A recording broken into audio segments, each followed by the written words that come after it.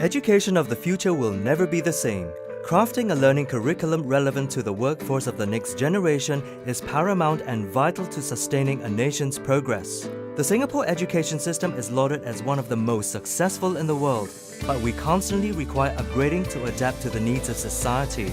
We are about to undergo a dynamic transformation of our education system to nurture the workers of tomorrow. Through the intervention research conducted by the Office of Education Research in the National Institute of Education in Singapore, cutting-edge teaching and learning approaches are being infused into our education system to enhance learning. These incorporate inquiry processes such as investigating, questioning, researching, argumentations which complement our students in the acquisition of the 21st century competencies.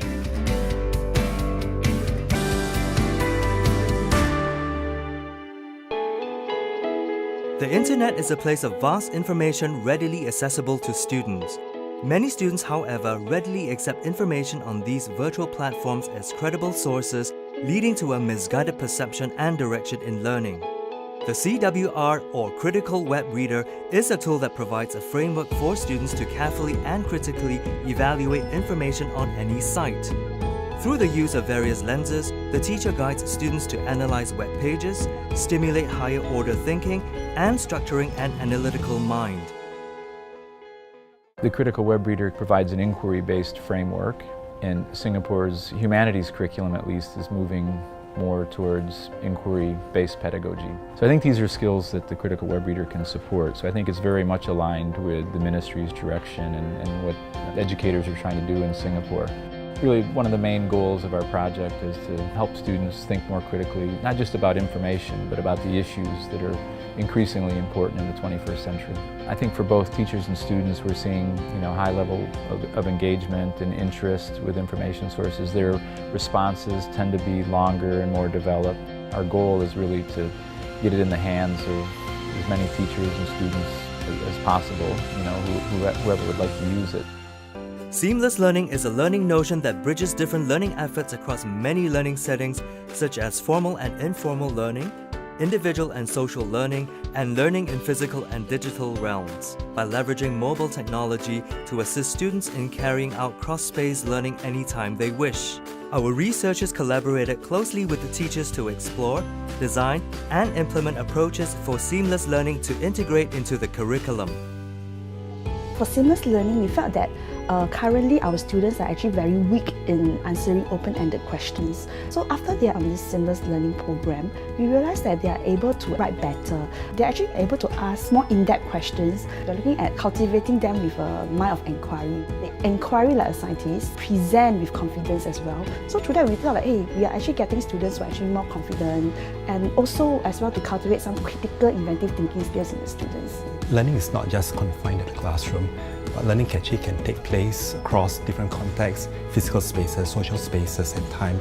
And also this learning itself can be mediated by the use of technology. For example, they see something that's interesting, the student actually continue research to understand more of the phenomena, and then later on in class, the next day they could actually share the facts, ask questions, probe the students more, and also they look into the process of learning rather than the end result of the learning itself.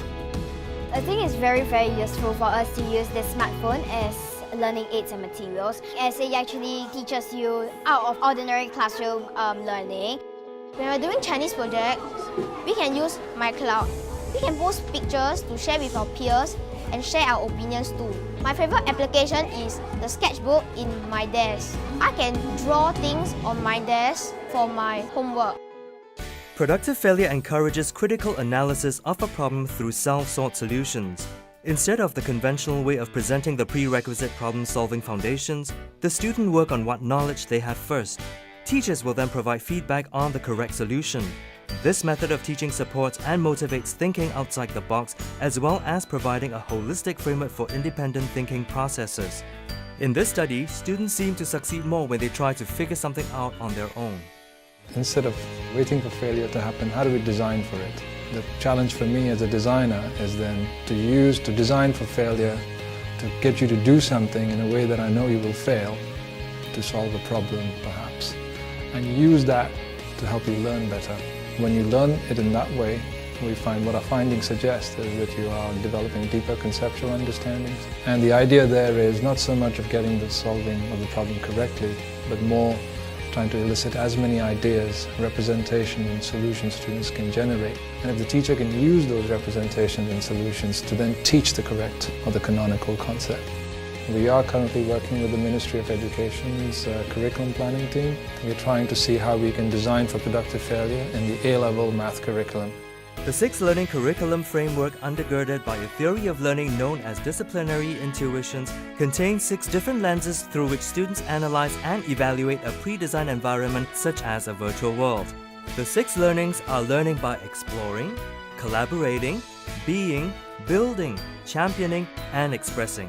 This provides a tight focus on individual learning, and learning can be tailored and targeted accurately. So the 6 Learnings Curriculum Design Framework is undergirded by a theory of learning known as disciplinary intuitions.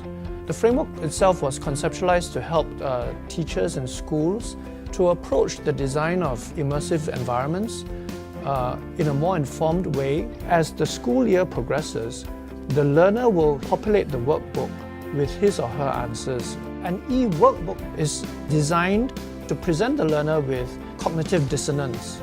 Each student will have a differing interpretation of what the right environment looks like. Then that's when true learning occurs, and teachers are responding very well to this most recent innovation of ours. This program is welcomed by our teachers. This is because it enables teachers to address students' misconceptions. Take for example, based on intuition, students may think that mango roots are growing above water. In virtual environments, students can walk through mango swamps, plant their own mango trees, and discuss with their classmates. We like this program because this is one of the effective approaches to curriculum design. It is easily translatable to a variety of subject disciplines. These are some of the many school-based research NIE is conducting. We look forward to seeing how they will shape the evolution of Singapore's education landscape. By spreading innovation in research, pedagogy, and practice, we will take a leap forward into transformative teaching and learning methods best suited for our students of today and tomorrow. Together, we create the new generation of students. We create the future. The future of pedagogy in Singapore, education enhanced.